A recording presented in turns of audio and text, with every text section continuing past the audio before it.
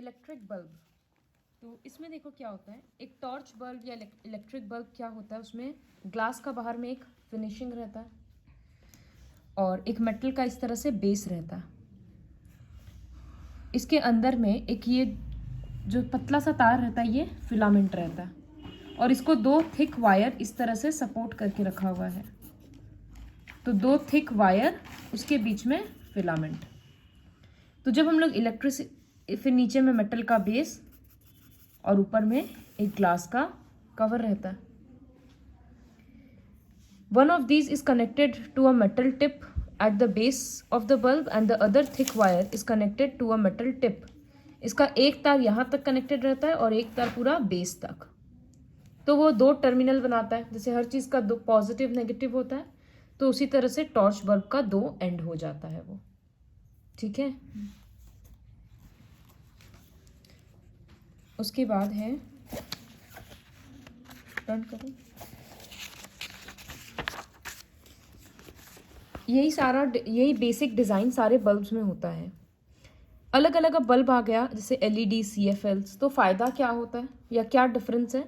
ये सबसे इलेक्ट्रिसिटी ज़्यादा सेव होता है और इको फ्रेंडली होता है। तो एलईडी का फुल फॉर्म होता है लाइट एमिटिंग डायोड। ये बल्ब सब ज़्यादा दिन तक लास्ट करता है और बहुत कम पावर लेता है। तो इसका दो एडवांटेज हुआ, लॉन्ग लाइफ और लेस कंजम्पशन ऑफ पावर। लेकिन बल्ब ही थोड़ा महंगा आता है शुरू में। वो सब बल्ब अगर 40-50 रुपया में है तो ये 200-300 रुपया में आता है। लेकिन पावर कंजम्पशन कम है, इको फ्रेंडली है, तो सब लोग आजकल एलईडी ही लगाने लगा। फिर सीएफएल, इसका फुल फॉर्म है कॉम्पैक्ट फ्लोरेसेंट लैम्प्स। ये एलईडी के पहले इंट्रोड्यूस हुआ था। ये भी कम पावर लेता है, लेकिन ये इको फ्रेंडली नहीं है, मतलब इसको फेंकने से पॉल्यूशन होता है। Their initial cost at present is also on the higher side. तो इसका कॉस्ट भी हाई है और इको फ्रेंडली भी नहीं है, तो CFL भी अब ज़्यादा लोग लगाते नहीं हैं। तो सब लोग आजकल अपने घर में LED लाइट्स लगाते हैं। तो तुम लोगों को खाली एडवांटेज डिसएडवांटेज लर्न करना है और फुल फॉर्म लर्न करना है। फिर इलेक्ट्रिक करंट, तो जब इलेक्ट्रिसिटी फ्लो कर रहा है उसी को हम लोग इलेक्ट्रिक करंट बोल रहे हैं। अब जैसे ये एक बैटरी है, एक सेल है, इससे करंट निकल के यहाँ तक जा रहा है, बल्ब ग्लो कर रहा है, तो इसी को इलेक्ट्रिक करंट बोलते हैं। और जिस रास्ता से ये जा रहा है ना, इस पाथ से, इसको इलेक्ट्रिक सर्किट बोलते हैं। सो द पाथ ये रहा, a complete path through which electric current flows is called electric circuit. और एक चीज़ है, इलेक्ट्रिक करंट का डायरेक्शन देखो कहाँ है। ऐसा लग रहा है कि पॉजिटिव से निकल रहा है और नेगेटिव में घुस रहा है, तो डायरेक्शन होगा positive terminal. It is taken from positive terminal to its negative terminal. कैसे जाता है? तार वार के हेल्प से, तार कनेक्टेड रहता है ना। तो इलेक्ट्रिक करंट देखे हम लोग क्या है, इलेक्ट्रिक सर्किट देखे, जिस पाथ से इलेक्ट्रिक करंट फ्लो होता है उसको इलेक्ट्रिक सर्किट बोलते हैं। उसके बाद एक, जैसे इसमें बल्ब जलेगा, बल्ब ग्लो करेगा फर्स्ट केस में, क्यों नहीं करेगा? क्यों? क्योंकि इसमें ये नहीं है, क्योंकि इसमें बैटरी नहीं है। बी में बैटरी है और तार से ठीक से कनेक्टेड है तो ग्लो करेगा। नहीं, ठीक से ग्लो नहीं करेगा। क्यों बोलो? क्योंकि दोनों नीचे में ही कनेक्टेड है ना, एक पॉजिटिव और एक नेगेटिव टर्मिनल में कनेक्टेड होना चाहिए ना। बल्ब का बोले थे ना, एक एंड ऊपर होता है और एक एंड नीचे है। तो जैसे इसमें कनेक्शन है, ये ठीक है। ये नहीं है क्योंकि इसमें तार जा, ये नहीं है क्योंकि ओपन सर्किट है, ये भी ओपन सर्किट है।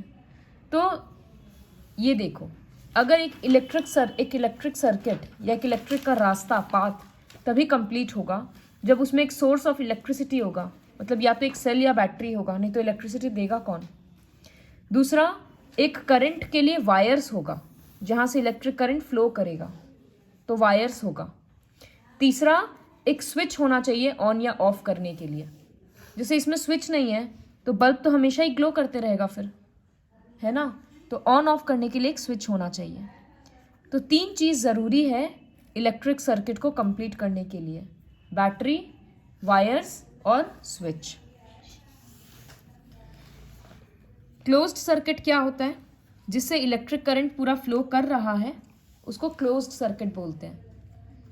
लेकिन अगर हम लोग स्विच को ऑफ कर देंगे या सर्किट इस तरह से खुला रहेगा तो उसको हम लोग ओपन सर्किट बोलते हैं, वहाँ से करंट पास नहीं होगा। ठीक है, तो क्लोज्ड सर्किट ओपन सर्किट का डेफिनेशन लर्न करना।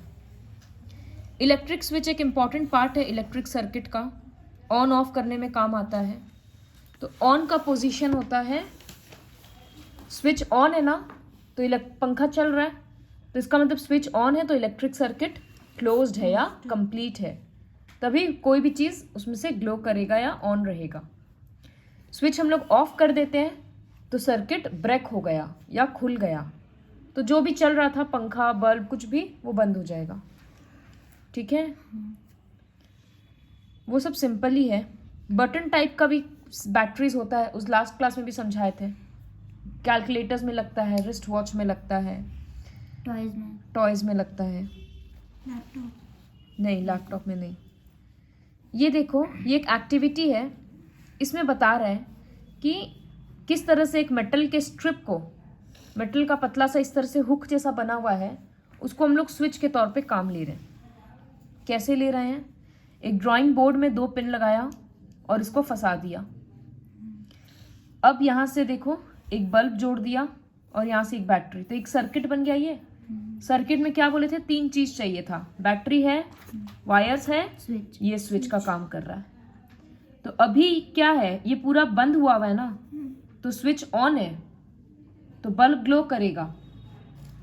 लेकिन जब हम इसको ऊपर कर देंगे, इस तरह से खोल देंगे, तो स्विच क्या हो जाएगा, ऑफ हो जाएगा, तो बल्ब ग्लो करना बंद हो जाएगा। तो स्विच मतलब हम लोग जो स्विच बोर्ड में देखते हैं वही वाला नहीं है, खाली इस तरह से हम लोग स्विच भी बना सकते हैं। समझ आया?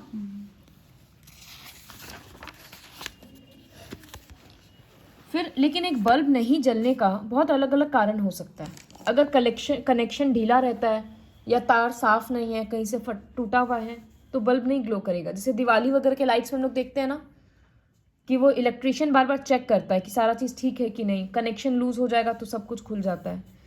बल्ब अगर ख़राब होगा तो भी बल्ब ग्लो नहीं करेगा, बैटरी ख़राब है, ख़त्म हो गया तो भी बल्ब ग्लो नहीं करेगा। तो 3-4 रीज़न होता है फॉर बल्ब नॉट ग्लोइंग। समझ आया? नेक्स्ट है use of symbols in electric circuit. अब हम लोग जब सर्किट ड्रॉ करेंगे तो हर बार ये बैटरी नहीं ड्रॉ कर सकते हैं। अब 5 रहेगा तो थोड़ी ना 5 इतना बड़ा बड़ा बैटरी ड्रॉ करेंगे, तब तो कितना स्पेस लग जाएगा ना। तो हम लोग हर चीज़ के लिए शॉर्ट सिंबल्स यूज़ करते हैं। तो सेल के लिए ये सिंबल यूज़ होता है। कैसे ड्रॉ किया हुआ है, एक बड़ा लाइन और एक छोटा लाइन। क्यों? क्योंकि एक पॉजिटिव एंड है, एक नेगेटिव एंड है। फिर बैटरी क्या होता है, बहुत सारा सेल्स, तो कैसे ड्रॉ करते हैं, एक बड़ा एक छोटा, एक सेल हो गया, फिर एक बड़ा एक छोटा, दूसरा सेल, एक बड़ा एक छोटा, तीसरा सेल। ठीक है, फिर ख़त्म कर देंगे। याद रखना पॉजिटिव से शुरू होगा, नेगेटिव पे ख़त्म होगा। कनेक्टिंग वायर्स होता है जो इस तरह से तार, उसको हम लोग सॉलिड लाइन से ऐसे दिखाते हैं। बल्ब को दोनों में से किसी भी तरह से दिखा सकते हैं। और स्विच को, मतलब इस तरह का जो स्विच है उसको इस तरह से दिखाते हैं। उसका ऑन पोजीशन ये है, दोनों डॉट मिला हुआ है तो स्विच ऑन है, और डॉट ऊपर नीचे खुला हुआ, देखो दिख रहा है खुला हुआ है, इसका मतलब स्विच ऑफ किया हुआ है, तो सर्किट ब्रेक हुआ हुआ है। तो ये सारा सर्किट सिंबल्स अच्छे से प्रैक्टिस करना पड़ेगा, एमसीक्यू में भी आएगा। Next, conductors and insulators. बहुत सारा ऐसा चीज़ होता है जो इलेक्ट्रिसिटी कंडक्ट करता है। जैसे हम लोगों को क्यों बोला जाता है कि अगर गीला पैर से कुछ गीला स्विच वगैरह टच कर रहे हैं तो रबर का स्लीपर पहन लो। होता है कि स्विच वगैरह ठीक कर रहे हैं, हीटर यूज़ कर रहे हैं तो रबर का स्लीपर पहन लेना चाहिए। या पानी के हाथ से स्विच मत छुओ, क्यों बोलते हैं? करंट लग जाता है। क्यों? क्योंकि water is a good conductor of electricity. पानी से इलेक्ट्रिसिटी फ्लो कर सकता है, तो जिस चीज़ से इलेक्ट्रिसिटी फ्लो करता है ना उसको कंडक्टर्स बोलते हैं। जैसे मेटल का सामान से, सारा मेटल से इलेक्ट्रिसिटी कंडक्ट होता है, लेकिन एक रबर से अगर हम करंट छू देंगे रबर का ग्लव्स पहन के तो कुछ नहीं होगा, क्योंकि वो रबर का ग्लव्स इलेक्ट्रिसिटी कंडक्ट नहीं करता है। तो some substances allow the electricity to pass through it, those are called conductors. और जो इलेक्ट्रिसिटी को फ्लो होने नहीं देता है उसको बोलते हैं इंसुलेटर्स। फिर एग्जाम्पल है अलग अलग जो लर्न करना है, जैसे प्लास्टिक, वुड, बेकेलाइट, ये एक मटेरियल होता है, ये सारा इंसुलेटर्स है। तो स्विच के ऊपर का जो कोटिंग होता है ना, वो यही सब का होता है ताकि हम लोगों को झटका ना लगे। और बहुत सारा ऐसा चीज़ है जो इंसुलेट कंडक्टर्स है। ग्रेफाइट, ज़्यादातर सारा मेटल्स कंडक्टर्स होता है। ग्रेफाइट ये जो पेंसिल का टिप में होता है ना, ये एक नॉन मेटल है लेकिन फिर भी ये इलेक्ट्रिसिटी कंडक्ट करता है। ठीक है, क्यों? करता है क्योंकि उसका प्रॉपर्टी है, नेचुरल प्रॉपर्टी है उसका। तो हम लोग इसमें से क्या लर्न करेंगे? कंडक्टर्स का डेफिनेशन, इंसुलेटर्स का डेफिनेशन और examples. Next, it is better to be safe than sorry. Electricity is a good servant but a bad master. Servant मतलब अगर वो हम लोगों के कंट्रोल में रहेगा तो इलेक्ट्रिसिटी अच्छा है, और अगर वो मास्टर बन गया, अगर वो किसी का नहीं कंट्रोल में आया, तब वो बहुत बुरा है। उससे आग भी लगता है, शॉर्ट सर्किट भी हो जाता है, इंसान मर जाता है। तो इसी वजह से ये बोला गया है। तो बहुत ज़रूरी है कि इलेक्ट्रिकल अप्लायंसेस यूज़ करते वक्त हम लोग कुछ कुछ प्रिकॉशंस लें। क्या क्या प्रिकॉशन है? कभी भी गीला हाथ से या खाली हाथ से इलेक्ट्रिकल कनेक्शंस को नहीं छूना चाहिए। क्यों? क्योंकि water is a good conductor of electricity. तो पानी के थ्रू इलेक्ट्रिसिटी हम लोग के हाथ में आएगा, हाथ पैर से पूरा इलेक्ट्रिसिटी बॉडी में फ्लो करेगा, तो पूरे बॉडी को झटका लगेगा। कभी भी हम लोग को इलेक्ट्रिकल गैजेट्स के साथ खेलना नहीं चाहिए। Never try to fiddle. बच्चा लोग भी स्विच ऑन ऑफ करते रहता है, इसीलिए मना किया जाता है कि कभी भी करंट लग सकता है। वार्निंग साइन वगैरह रहता है, अगर डेंजर साइन है, स्टेशन वगैरह में, ट्रेन वगैरह में भी रहता है ना, वॉशरूम के पास, क्योंकि उसका मीटर रहता है एसी बोगीज में, तो वो सब जगह पे नहीं जाना चाहिए। या कहीं भी अगर इलेक्ट्रिकल अप्लायंस में लिखा हुआ है कि इतना से ज़्यादा देर यूज़ नहीं होना चाहिए, तो वो सब फॉलो करना चाहिए हमेशा। मतलब किसी भी चीज़ में अगर डाउट हो रहा है या लग रहा है कि इसमें से आवाज़ आ रहा है, गर्म हो गया, तो इलेक्ट्रिशियन को दिखा देना चाहिए। It is always a good idea to use rubber और प्लास्टिक ग्लव्स और rubber soled shoe wear, rubber का फुटवेयर पहनने का, अगर हम लोग इलेक्ट्रिकल अप्लायंसेस से कुछ काम कर रहे हैं।